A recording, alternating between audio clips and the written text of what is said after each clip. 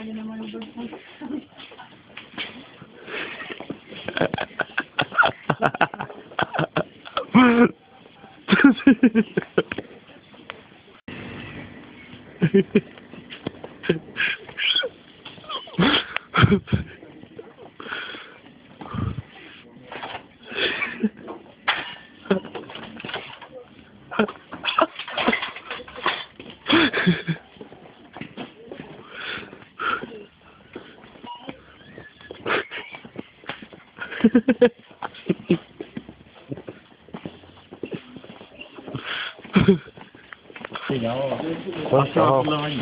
No, tak to slez kurva.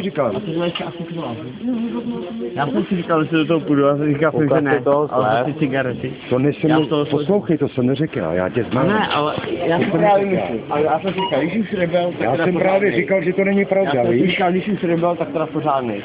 Víš? To bylo právě, no dobře, v tom Oni mě donutili, abych se tě zeptal, protože by na mě žalujou, víš? v pohodě. V tom případě se omlouvám. Ne, opravdu mě až tady venku, No. říkám, pojď bokem, tady je kamera, jakože se bavíme, jo? A nevím, já ho znám a nevěřil jsem. A tenhle vůl, kdybych to neudělal, tak zvedne telefonovala mému šéfovi. Tak jemu jsme přijet na kole, ne mě, víš? Tomu volali.